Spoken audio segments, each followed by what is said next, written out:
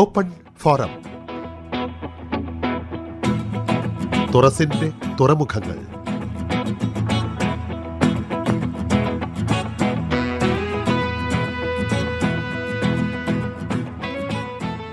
സംഗീതകാരനായ നമ്മുടെ പ്രിയപ്പെട്ട ജോൺസൺ കാലത്തിൻ്റെ മറുതീരത്തേക്ക് മുൻവാങ്ങിയിട്ട് വർഷങ്ങൾ കടന്നുപോയിരിക്കുന്നു. ഈ ഓഗസ്റ്റ് മാസം 18 അദ്ദേഹത്തിൻ്റെ ഓർമ്മദിനം. പക്ഷേ ജോൺസൺ നമ്മളോടൊപ്പമില്ല എന്ന് ഇനിയും തോന്നുന്നില്ല.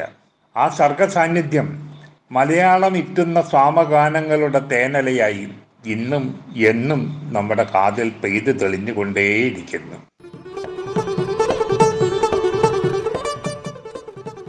ഓർമ്മകൾ ചാമരം വീശുമ്പോൾ. യശശരീരനായ ചലച്ചിത്രകാരൻ ജോൺ പോൾ വാക്കുകളിലൂടെ വരച്ചിട്ട സ്മൃതി ചിത്രങ്ങളിലൂടെ ഒരു പരമ്പര.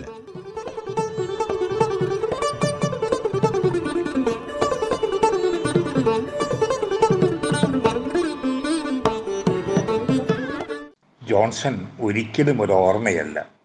മലയാളിയുടെ മനസ്സിലെ കനവിൻ്റെ ഉച്ചവെയിലിൻ്റെ ഉഷസന്ധ്യയുടെ വിലോല നിലാവുകളുടെ ഉന്മാദലാസ്യത്തിൻ്റെ കണ്ണീർ കിനാവാണ്. മറ്റാരിൽ നിന്ന് ലഭിച്ചിട്ടില്ലാത്തൊരു അനുഭൂതിയുടെ സുഹൃതമാണ്. ഒരു പാഷൻ, ഒരു ഇമോഷൻ, ഒരു ഫീൽ. വാക്കുകൾ ഭാഷ മാറി മാറി വരുമ്പോഴും ഇത്രമേൽ സ്നേഹിച്ചിരുന്ന ഒരു കലാകാരനെ അഭിസംബോധന ചെയ്യുവാൻ അവ എത്ര അപര്യാപ്തമെന്ന് കാണുക.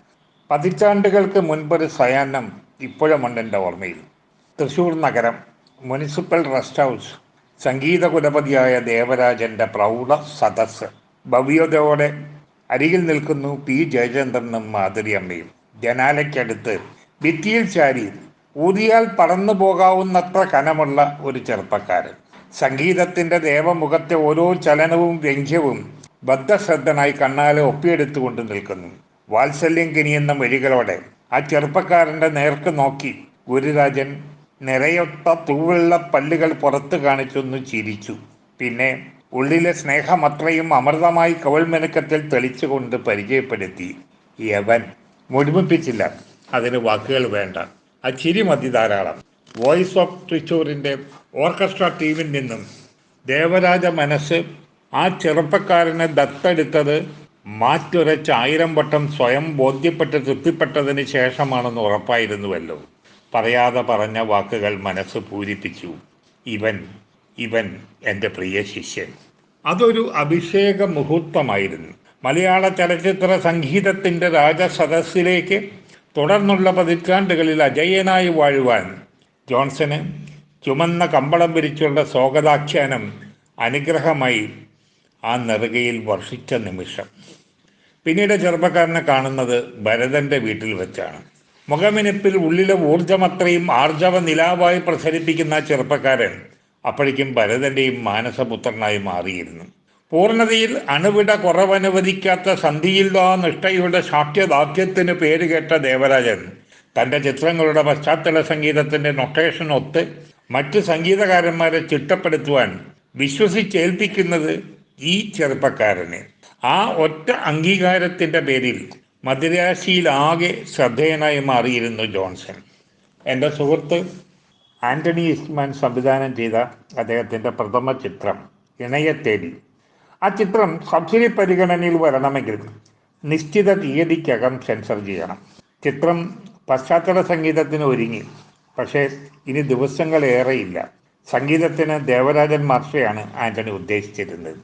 മാസ്റ്റർക്കാണെങ്കിൽ നിന്ന് തിരിയുവാൻ ഇടയില്ലാത്തത്ര തിരക്ക്. ഒരു പരിഹാരത്തിന് വേണ്ടി പകരക്കാരനായ മാസ്റ്റർ നിർദ്ദേശിച്ചത് ജോൺസനെ. ഒരൊറ്റ പകൽ കൊണ്ട് മൊത്തം ചിത്രം ജോൺസൺ റീറെക്കോർഡ് ചെയ്തു. തീർന്നില്ല സാഹസം, അക്കൂട്ടത്തിൽ ഒരു പാട്ടും കൂടി റെക്കോർഡ് ചെയ്തു. ജോൺസൺ കൃത്യതയോടുകൂടിയാണ് ആ കർമ്മം പൂർത്തിയാക്കിയത്. RK ദാമോദരൻ എഴുതി പി ജയചന്ദ്രൻ പാടിയ വിപിനപാടിയിൽ എന്നാരംഭിക്കുന്ന ഗാനം അങ്ങനെ ജോൺസന്റെ ആദ്യ ഗാനമായി. അതിനു മുമ്പേ ഭരതന്റെ ആരവത്തിൽ പശ്ചാത്തല സംഗീതകാരനായ ജോൺസൺ ഇടചേർന്നിരുന്നു. തുടർന്ന് തകര വന്നു, പുറകെ ചാമരം. പത്മരാജന്റെ കൂടവിടയിലാണ് സംഗീത സംവിധായകനായുള്ള ആർഭാടപൂർണമായ അരങ്ങേറ്റം. പൂജയ്ക്കെത്തിയപ്പോൾ ഓർക്കസ്ട്രക്കാർക്കിടയിൽ നിർദ്ദേശങ്ങളുമായി ഓടി നടക്കുന്ന ഈർക്കിൽ പോലുള്ള ജോൺസനെ കണ്ട് സംവിധായകൻ മോഹൻ ആശ്ചര്യപ്പെട്ടു. ഈ ചെറുക്കൻ എങ്ങനെ ഇത്രയും പേരെ വിരൽത്തുമ്പത്ത് വിരുത്തമടിക്കും?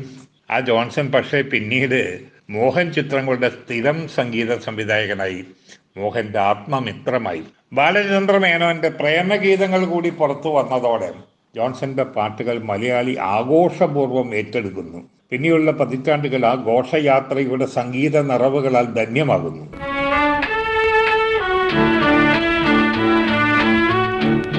മലയാള സിനിമാ സംഗീതത്തിന്റെ 50-ാം വാർഷികം ആചരിക്കുവാൻ ദേവരാജന്റെ നേതൃത്വത്തിൽ ദിവസങ്ങളോളം നീണ്ടുനിന്ന സംഗീത വിരുന്നൊരുക്കിയപ്പോൾ 50 വർഷം മലയാളി മൂളി നടന്ന ഈണങ്ങളെ തെളിക്കുവാൻ ഓർക്കസ്ട്രയുടെ ദൗത്യം ഗുരുനാഥൻ വിശ്വസിച്ചേൽപ്പിച്ചത് പ്രിയ ശിഷ്യനെ.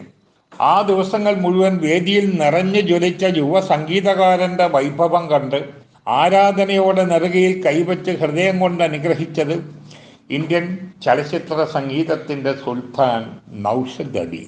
നേർത്ത അനുനാസികത്തിൽ കയറ്റം കയറുമ്പോഴുള്ള ലോറിയുടെ ചീറ്റൽ പോലെ ഒന്ന് കാറി ഇടതു തോളും വലതു തോളും തമ്മിലൊന്ന് ഏങ്കോണിച്ച് തറച്ചാൽ തിരിച്ചെടുക്കാനാവാത്ത വിധം തീവ്ര തീക്ഷ ശോഭ കത്തുന്ന കണ്ണുകളുമായി ഹാർമോണിയത്തിൽ വിരലുകൾ ഓടിച്ച് സ്വരസ്ഥാനങ്ങളെ വരുതിയിൽ നിർത്തി ഉള്ളിലെ അറകൾ തുറന്ന് പാടുമായിരുന്ന ജോൺസൺ. ഇന്ന് ആ ജോൺസൺ നമ്മുടെ മനസ്സിലെ ഗൃഹാതുരത്വം ഉണർത്തുന്ന ഒരു ഓർമ്മയല്ല. ഏത് കാലത്തും ചോരയും നീരും വിശ്വാസത്തിന്റെ ചൂടും അനുഭവമാക്കി പകുത്തു തരുന്ന നിറവിന്റെ ദിവ്യമായ ആനന്ദമാണ്, ലഹരിയാണ്, കിനാവിന്റെ ഉന്മാദമാണ്, വിഷാദത്തിൽ ഊറിയ അമൃത കണിയാണ്, എന്നും വർത്തമാനകാലത്തിൻ്റെതായ മരിക്കാൻ അറിയാത്ത രാഗസ്പന്ദമാണ്. ഇടയ്ക്കെപ്പോഴോ ഉൾവലിഞ്ഞ ജോൺസൺ സ്വയം ഒരു അവധിക്കാലം പ്രഖ്യാപിച്ചു. മനസ്സിന്റെ പിരിമുറുക്കം സിരകളിലേൽപ്പിച്ച മുറിപ്പാടുകൾ നിസ്സാരമായിരുന്നില്ല. സ്വന്തമെന്ന് കരുതിയിരുന്നവർ, നിഴൽ പോലെ രാപകൽ കൂടെ നടന്നവർ ആ ഏകാന്തവാസക്കാലത്ത് കറിവേപ്പില പോലെ പുറന്തള്ളുവാൻ മത്സരിച്ചപ്പോൾ ആ മുറിപ്പാടിൽ നിന്ന് നൊമ്പരച്ചാലുകൾ വാർന്നു. ആരോടും പരിഭവം പറയാതെ ജോൺസൺ വിധിയെ നോക്കി അലിവോടെ ചിരിച്ചു. മരിക്കുമ്പോഴും ആ ചിരിയുടെ അലിവ് കൈവിട്ടിരുന്നിരിക്കില്ല ഈ പ്രിയപ്പെട്ട ചങ്ങാതി. പാപബോധത്തോടെ ഏറ്റു പറയാതെ വയ്യ, ജോൺസണോട് മലയാള സിനിമ നീതി കാണിച്ചില്ല എന്ന സത്യം. തങ്ങളെക്കാൾ കേമനായ ഒരു സംഗീതകാരനെ ചൂണ്ടിക്കാട്ടുവാൻ പറഞ്ഞാൽ ഇളയരാജയും AR റഹ്മാനും ഏകസ്വരത്തിൽ പറയുന്ന പേര് ജോൺസന്റേതായിരിക്കും. ദേവരാജന്റെ കളരിയിൽ ഇളയരാജ ജോൺസന്റെ സഹയാത്രികനായിരുന്നു. അർജുനന്റെ കളരിയിൽ അന്ന് ദിലീപായിരുന്ന AR റഹ്മാൻ ശിഷ്യസമനം. തമാശ പറയുവാൻ ഇഷ്ടമായിരുന്നു ജോൺസന്. അതിലേറെ ഇഷ്ടമായിരുന്നു തമാശ കേൾക്കുവാൻ. ഒരിക്കൽ പറഞ്ഞു കേട്ട തമാശയുടെ സ്വാരസ്യം മനസ്സിലായവർക്ക് ബാക്കി നിന്ന ചിരി മാസങ്ങൾക്ക് ശേഷം കാണുമ്പോഴായാലും അതേ വീർപ്പോടെ ചിരിക്കാതെ വയ്യായിരുന്നു ജോൺസന്. ചിരി എന്ന് പറയുന്നത് വെറും ചിരിയല്ല. ശരീരമാസകലം ഇരുവശത്തേക്കും ആടി ഒലഞ്ഞ് കുനിഞ്ഞ് തലയിൽ കൈ ചേർത്ത് ഇളകിയാടി കുലുങ്ങി മറിഞ്ഞു തന്നെ ചിരിക്കണം. നല്ലൊരു പാട്ട് കേൾക്കുമ്പോൾ കുസൃതിയോടെ ഭരതം പറയും, എടാ ജോൺസ്, നീ ചെയ്ത പാട്ടാണെന്ന് പറയില്ല, നന്നായിരിക്കുന്നടാ ശവി. മാസങ്ങൾ നീണ്ടു നിൽക്കും ആ ചിരിയുടെ പ്രതിഭാവം. പിന്നെ ഒരിക്കൽ കമന്റ് പവി എന്ന പവിത്രൻ്റെതാകും, ദാ വിചാരിച്ച പോലെ നീ മോശമാക്കില്ലട്ടാ, പാട്ട് അസ്ഥലായി. പാട്ടിൻ്റെ പാട്ടായി ജോൺസൺ ഇപ്പോഴും മലയാളി മനസ്സിലെ തേങ്ങലുകളെ, മോഹഭംഗങ്ങളെ, വിഭ്രമങ്ങളെ, സ്വപ്നങ്ങളെ, പ്രണയത്തെ രാഗച്ചപ്പുകളിലിണക്കി അവിരാമം പാടുന്നു. ഒഴുകി വരുന്ന കാറ്റ് കാതിലെത്തിക്കുന്ന മർമ്മരം ആ പാട്ടിൻ്റെതാണ്. ആ കാറ്റിൽ ചുടുവീർപ്പുകൾ ഇപ്പോഴും പാടുന്നു. കാലത്തിന്റെ അതിരുകളോളം മലയാളി ഹൃദയം കൊണ്ട് കാതോർക്കുന്ന സ്നേഹരാഗം.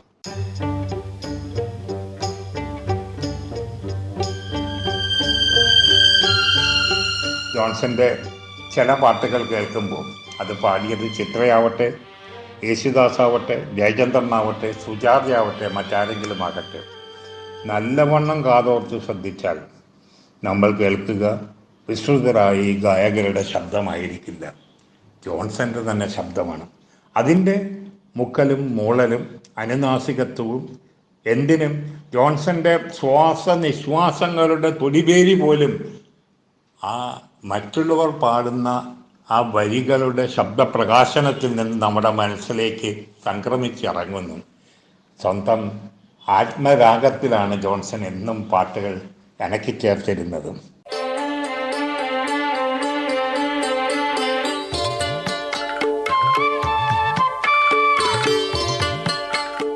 ഭരതൻ ജോൺസന്റെ ബലഹീനതയായിരുന്നു എന്നാണോ, ജോൺസൺ ഭരതന്റെ ബലഹീനതയായിരുന്നു എന്നാണോ പറയേണ്ടതെന്ന് അറിയില്ല. ഭരതന്റെ ജീവിതം ചിലപ്പോഴൊക്കെ കൈവിട്ട് ഈണം തെറ്റി സ്വരസ്ഥായികളിൽ എവിടെ എന്നറിയാതെ പതറി പ്രവഹിക്കുമ്പോൾ ആശ്വാസത്തിന് ഭരതൻ കണ്ടെത്തിയിരുന്നത് എന്നും ജോൺസനെയാണ്. ജോൺസൺ ഭരതൻ്റെ വീടിൻ്റെ KK നഗറിലെ വീടിൻ്റെ 3-ാം നിലയിലെ ആ തണ്ണീർപ്പന്തൽ പോലുള്ള സ്റ്റുഡിയോ ഏരിയയിൽ ഭരതൻ്റെ മുമ്പിലിരുന്നു കൊണ്ട് എത്ര മണിക്കൂറുകളാണ് ഭരതന് ഇഷ്ടപ്പെട്ട ഇന്തോളരാഗം പാടുകയും വാപക സംഗീതത്തിലൂടെ വായിക്കുകയും ചെയ്തിരുന്നത്. ആ പാട്ട് കേട്ട് അതിന് കാതോർത്ത് അതിൽ മനസ്സിനെ ഒരു അപ്പൂപ്പൻ താടി പോലെ പറത്തിവിട്ട് ലയിച്ചിരിക്കുമ്പോൾ തൻ്റെ മനസ്സിൻ്റെ കനമെല്ലാം നഷ്ടപ്പെട്ടു പോവുകയും തനിക്ക് അതീന്ദ്രിയ തലത്തിലുള്ളൊരു സ്വാസ്ഥ്യം അനുഭവവേദ്യമാവുകയും ചെയ്യുന്നുവെന്ന് ഭരതൻ എപ്പോഴും പറയാറുണ്ട്. മരണശയ്യയിൽ വെച്ച് ഭരതൻ അവസാനമായി ആവശ്യപ്പെട്ടത് ഇന്തോളരാഗത്തിൽ കലാമണ്ഡലം ഹൈദരാലി പാടിയ ഏതാനും ഗാനങ്ങളുടെ ഒരു കാസറ്റ്, ഒപ്പം ഭരതന് ഏറ്റവും ഇഷ്ടപ്പെട്ട ജോൺസന്റെ ചില പാട്ടുകളുടെ ജോൺസൺ പാടിയ ശബ്ദരേഖകൾ. ജോൺസന്റെ ഏറ്റവും ഇഷ്ടപ്പെട്ട പാട്ടുകൾ പവിത്രം ചൂണ്ടിക്കാട്ടുമ്പോൾ ഭരതന് അടിവരയിട്ടുകൊണ്ട് ഇതിനെ സാക്ഷ്യം വഹിക്കുന്ന പാട്ട് രാജഹംസമേ എന്ന് തുടങ്ങുന്ന പാട്ടാണ്.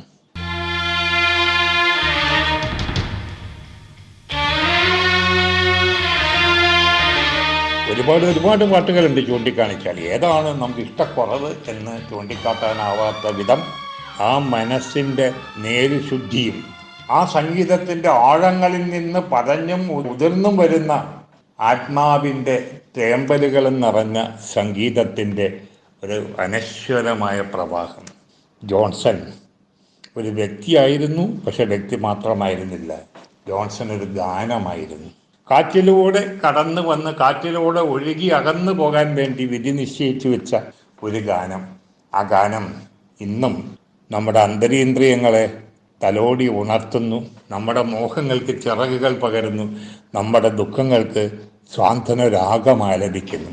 ജോൺസൺ ഒരിക്കലും നമുക്ക് പുറത്തുള്ള ഒരാളല്ല. നമ്മളെ സംബന്ധിച്ചിടത്തോളം നമ്മുടെ ഉള്ളിൽ തന്നെയുള്ള അവ്യക്ത മധുരമായ വിഷാദത്തിൻ്റെ അമൃതം ഇറ്റി നിൽക്കുന്ന ഒരു തേൻകനിയാണ്. മരണമില്ലാത്ത ഈ കലാകാരന്, ആ കലാകാരൻ്റെ ഭൗതിക സാന്നിധ്യമില്ലാതെ ഒരു ദശകം, ഒരു പതിറ്റാണ്ട് പിന്നിടുമ്പോഴും നമ്മൾ ഹൃദയത്തോട് ചേർത്ത് അണച്ചുകൊണ്ട് പറയുന്നു, ജോൺസൺ പാടുന്നു. പാടുക ജോൺസ, പാടൂ, കേൾക്കട്ടെ, കാലം കേൾക്കട്ടെ, തലമുറകൾ കേൾക്കട്ടെ.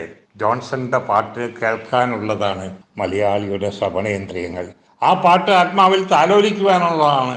ഹൃദയവികാരങ്ങളുടെ സുവിശേഷ ഗാനമാണ് ജോൺസൺ എന്നും ആലപിക്കുന്നത്. കാലത്തോടൊപ്പം നമ്മളും തലമുറകളും ആ പാട്ടിന് കാതോർക്കുന്നു. സ്വസ്തി സ്വസ്തി പ്രിയമുള്ള ജോൺസൺ. ഓർമ്മകൾ ചാമരം വീശുമ്പോൾ. യശശരീരനായ ചലച്ചിത്രകാരൻ ജോൺ പോൾ വാക്കുകളിലൂടെ വരച്ചിട്ട സ്മൃതി ചിത്രങ്ങളിലൂടെ ഒരു പരമ്പര. Open forum. തുറസിന്റെ തുറമുഖങ്ങൾ.